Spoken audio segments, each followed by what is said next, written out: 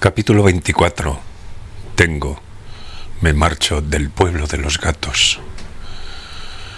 Habían vestido su cadáver con el uniforme bien planchado de cobrador de la NHK y lo habían introducido en un modesto ataúd. Seguramente era el más barato que tenían, un ataúd anodino apenas más resistente que una caja de madera para bizcochos. Pese a la escasa estatura del difunto, no sobraba mucho espacio. Estaba hecho de contrachapado y carecía de adornos. Con cierto reparo, el hombre de la funeraria volvió a preguntarle: ¿seguro que no le importa que sea este ataúd? Tengo le contestó que no. Su propio padre lo había elegido de un catálogo y lo había pagado de su propio bolsillo. Si el muerto no tenía nada que objetar, Tengo aún menos. Vestido con el uniforme de cobrador de la NHK dentro de aquel sencillo ataúd, no daba la impresión de estar muerto, sino de, por ejemplo, estar echando una siesta en un descanso del trabajo. Como si de un momento a otro fuera a levantarse, ponerse la gorra y seguir con su ruta. El uniforme con el logo de la NHK bordado parecía una segunda piel. Aquel hombre había nacido con el uniforme puesto e iba a ser incinerado con él. Al verlo, Tengo se dio cuenta de que su último atuendo solo podía ser ese. Igual que los guerreros que, en las óperas de Wagner, son depositados en su pira funeraria con la armadura puesta. El martes por la mañana cerraron la tapa del ataúd y la clavaron delante de Tengo y Kumi Adachi. Luego lo cargaron en el coche fúnebre, que no era otro que la furgoneta Toyota que habían utilizado para transportar el cadáver de la clínica a la funeraria. En vez de camilla de ruedas, ahora transportaba un ataúd. Probablemente fuese el coche fúnebre más barato del que disponían. La solemnidad brillaba por su ausencia, y evidentemente no se oyó el ocaso de los dioses por ninguna parte. Sin embargo, Tengo no vio motivos para quejarse por el aspecto del coche fúnebre. Tampoco a Kumi parecía importarle. No era más que un medio de transporte. Lo importante era que una persona había desaparecido de este mundo y los que seguían vivos debían grabar ese hecho en sus corazones. Los dos subieron a un taxi y siguieron a la furgoneta negra. El crematorio estaba en un enclave un poco adentrado en las montañas, apartado de la carretera que bordeaba la costa. Era una construcción relativamente nueva, pero impersonal, y más que un crematorio parecía una fábrica o un edificio del gobierno. Aunque el jardín era hermoso y estaba bien cuidado, la alta chimenea que se erguía, majestuosa, apuntando al cielo, indicaba que aquellas instalaciones tenían un fin muy especial. Ese día no debían de tener mucho ajetreo, ya que llevaron el ataúd directamente al incinerador, sin esperas. El féretro entró en silencio en el horno y la pesada tapa de éste se cerró como la escotilla de un submarino. El encargado, un hombre entrado en años y que llevaba guantes, presionó el botón de ignición tras hacer una reverencia hacia Tengo. Kumi Adachi juntó las manos para rezar mirando hacia la tapa cerrada y Tengo la imitó. Durante la hora que duró la incineración, Tengo y Kumi se acomodaron en una sala acondicionada para ese fin. Kumi compró 2 cafés calientes en una máquina expendedora y se los tomaron en silencio. Estaban sentados el uno al lado del otro en un banco frente a un gran ventanal. Fuera se extendía el césped marchito del jardín y se alzaban algunos árboles sin hojas. 2 pájaros negros se habían posado en una rama. Tengo desconocía qué clase de pájaros eran. Tenían la cola larga y, pese a ser pequeños, sus trinos eran estridentes y de tono agudo. Al gorjear, levantaban la cola. Sobre la arboleda se extendía un cielo azul de invierno, sin una nube. Kumi Adachi vestía una trenca de color crema sobre un corto vestido negro. Tengo un jersey negro de cuello redondo y una chaqueta de espiguilla de color gris oscuro. Calzaba unos mocasines marrones. Eran las prendas más formales que tenía. A mi padre también lo incineraron aquí, dijo Kumi Adachi. La gente que vino no paraba de fumar. Había tanto humo que en el trecho parecía haberse formado una nube. Prácticamente todos eran pescadores que habían faenado con él. Tengo se imaginó la escena. Un grupo de hombres curtidos por el sol, torpes en sus trajes negros, todos fumando como carreteros. Y estaban allí en señal de duelo por un hombre que había fallecido de cáncer de pulmón. Pero ahora en la sala no había nadie más aparte de ellos dos. A su alrededor todo estaba quieto, excepto el trino agudo que de vez en cuando se oía procedente de la arboleda. Nada rompía el silencio. No se oía música ni voces. El sol vertía su apacible luz sobre la tierra. Los rayos invadían la sala a través del ventanal y creaban un silencioso charco de luz a los pies de ambos. El tiempo transcurría con parsimonia, como un río al aproximarse a su desembocadura. «Gracias por acompañarme», dijo Tengo tras un prolongado silencio.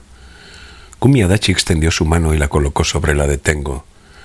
«Uno lo pasa peor si está solo. Es mejor tener a alguien a tu lado. Así son las cosas». «Supongo que sí», reconoció Tengo.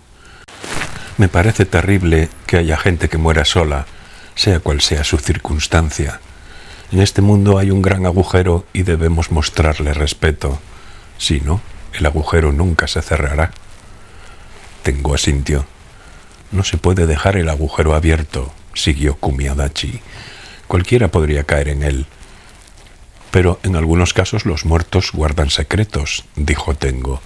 «Y si el agujero se cerrara, todos esos secretos se irían con él, no se revelarían nunca». «Yo creo que también en esos casos hay que cerrar el agujero». «¿Por qué? Si los muertos se marcharon con ellos, será porque son secretos que no pueden dejarse atrás». «Pero, ¿por qué no pueden dejarlos atrás?» Kumi Adachi le soltó la mano y lo miró a los ojos. «Quizás en esos secretos haya algo que ni siquiera la persona que murió llegó a comprender del todo. Algo que no podía explicar ni transmitir, por más que lo intentara. Algo que irremediablemente debía llevarse consigo, como un valioso equipaje de mano». Callado, Tengo contemplaba el charco de luz a sus pies. El suelo de linóleo brillaba pálidamente. Ante sus ojos tenía sus mocasines desgastados y los sencillos zapatos de salón negros de Kumi Adachi. Aunque estaban muy cerca de él, le parecía un paisaje situado a kilómetros de distancia. «Tú también tendrás cosas que te resultan difíciles de explicar, ¿o no?» «Creo que sí», dijo Tengo. Kumi Adachi cruzó sus finas piernas envueltas en medias negras sin decir nada. «Aquella noche dijiste que habías muerto ya una vez, ¿no?», le recordó Tengo a Kumi. «Sí, una noche triste y solitaria de lluvia fría». «¿Lo recuerdas?» «Sí, lo recuerdo. Y hace tiempo que sueño a menudo con eso. Siempre es exactamente el mismo sueño, muy realista. Estoy convencida de que tuvo que ocurrir. ¿No será como una especie de metempsicosis?» «¿Metempsicosis? Volver a nacer, reencarnación». Kumi Adachi lo consideró. «No sé, quizá sí o quizá no». «¿A ti también te incineraron cuando moriste?» Kumi sacudió la cabeza. «No lo recuerdo, porque eso sucedería después de muerta. Lo único que recuerdo es el momento de mi muerte. Alguien me estrangulaba. Un hombre desconocido al que nunca había visto».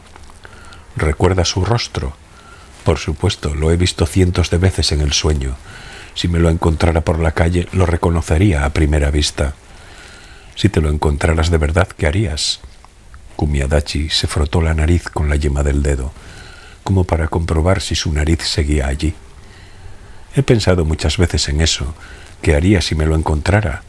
Tal vez echar a correr y escapar. O quizás seguirlo sin que me viera. Pero hasta que no me vea en esa situación, creo que no sabré cómo reaccionaré». «¿Y si lo siguieses, qué harías?»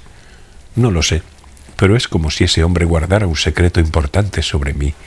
Si todo saliese bien, quizás yo descubra ese secreto». «¿Un secreto? ¿Qué clase de secreto?» «Por ejemplo, el motivo de por qué estoy aquí». «Pero podría volver a matarte». «Sí, es verdad». Kumi frunció un poco los labios. «Sería arriesgado, lo sé. Supongo que lo mejor sería salir corriendo. Aún así, ese secreto me tiene fascinada. Es como los gatos. Cuando ven un hueco oscuro no pueden evitar asomarse a él». Terminada la incineración, Metieron en una pequeña urna las cenizas del padre y se la entregaron a Tengo. No sabía bien qué debía hacer ahora con ella, pero comprendió que debía cogerla él. Cargó con ella y Kumi y él subieron al taxi. Del resto de los trámites ya me encargo yo, dijo Kumi Adachi. Al cabo de un rato añadió: ¿quieres que me ocupe también de enterrar las cenizas? Tengo se sorprendió. ¿Puedes hacerlo? ¿Por qué no iba a poder?, dijo Kumi. ¿Acaso no hay funerales a los que no asiste ningún miembro de la familia? La verdad es que te lo agradecería mucho, dijo Tengo. Entonces sintió cierto remordimiento, pero también alivio, y le entregó la urna a Kumi Adachi. Nunca más volveré a ver estas cenizas, pensó en ese instante. Solo me quedarán recuerdos, y esos recuerdos algún día acabarán desapareciendo convertidos en polvo. Soy vecina del pueblo, así que puedo encargarme de eso. Tú regresa pronto a Tokio. Nosotras te adoramos, ya lo sabes, pero no debes quedarte demasiado tiempo en este lugar. Me marcho del pueblo de los gatos, se dijo Tengo. Muchas gracias por todo, volvió a decirle Tengo. Escucha, Tengo, me gustaría darte un consejo, si no te importa. Ya sé que no soy quien, pero claro que no me importa. Puede que tu padre se haya ido al otro mundo con un secreto, y parece que eso te aturde un poco. En parte te comprendo, pero es mejor que no sigas asomándote por ese hueco oscuro. Hacerlo no te llevará a ninguna parte. En vez de eso, sería mejor que pensaras en el futuro. Debo cerrar el agujero, dijo Tengo. Eso es, convino Kumi Adachi. El búho opina igual. ¿Te acuerdas del búho? Claro que sí. El búho es el dios tutelar del bosque, lo sabe todo, y nos ofrecerá la sabiduría de la noche. ¿Sigue ululando allí, en medio del bosque? El búho no se va nunca a ninguna parte, dijo la enfermera. Siempre está ahí. Kumi Adachi hizo compañía a Tengo hasta que éste subió al tren que partía hacia Tateyama. Era como si necesitara comprobar con sus propios ojos que Tengo subía al tren y se marchaba de aquel pueblo. Se quedó en el andén, agitando la mano con fuerza, hasta que Tengo dejó de verla. Llegó al piso en Koenji a las 7 de la tarde del martes. Encendió la luz, se sentó en una silla del comedor y echó un vistazo al piso. Todo estaba tal como lo había dejado el día anterior. Las cortinas estaban echadas, sin ningún resquicio, y sobre el escritorio estaban apiladas las hojas impresas de la obra que estaba escribiendo. En el lapicero había 6 lápices bien afilados. La vajilla lavada seguía en el escurreplatos junto al fregadero de la cocina. El reloj marcaba la hora sin que se oyera el tic-tac y el calendario de pared indicaba que el año había entrado en su último mes. El piso parecía más silencioso que de costumbre. Una pizca demasiado silencioso. En esa quietud se percibía algo excesivo, pero quizás solo fuera una impresión suya. Tal vez se debía a que acababa de vivir la desaparición de un ser humano, o tal vez porque el agujero que había en el mundo todavía no estaba bien tapado.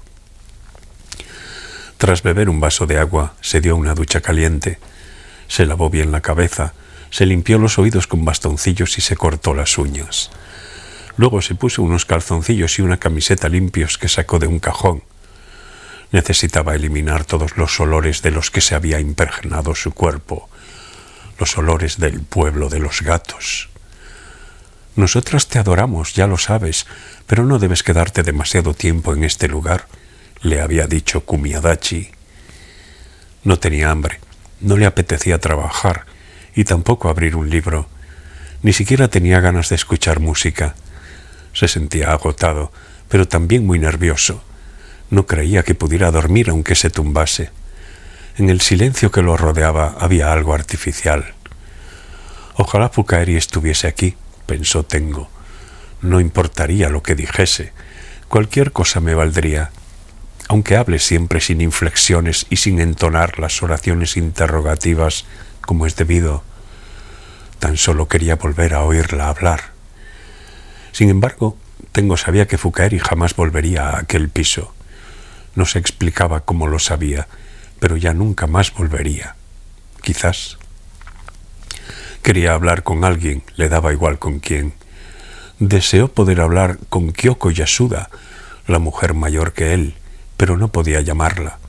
Además de no saber su número, el hombre que le llamó había dicho que se había perdido.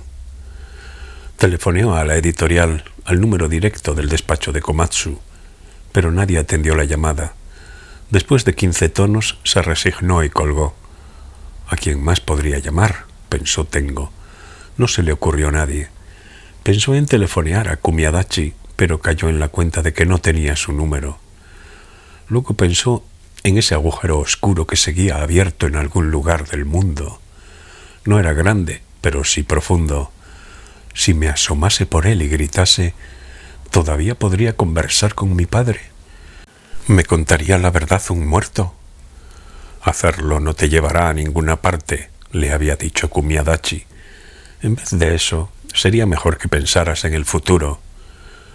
Pero no estoy de acuerdo, pensó Tengo, porque no solo se trata de eso. Saber el secreto quizá no me conduzca a ninguna parte, pero aún así debo descubrir por qué es así, por qué no puede conducirme a ningún lado. Quizás entonces, si supiese el motivo, podría ir a alguna parte. No importa si eras o no mi verdadero padre, dijo Tengo dirigiéndose al agujero oscuro. Da igual, sea como sea, has muerto y te has ido con una parte de mí, y yo sigo vivo y me he quedado con una parte de ti. Este hecho nunca cambiará, compartamos sangre o no. Ha transcurrido demasiado tiempo y el mundo ha ido avanzando. Le pareció oír el ulular de un búho fuera, pero a todas luces sus oídos le engañaban.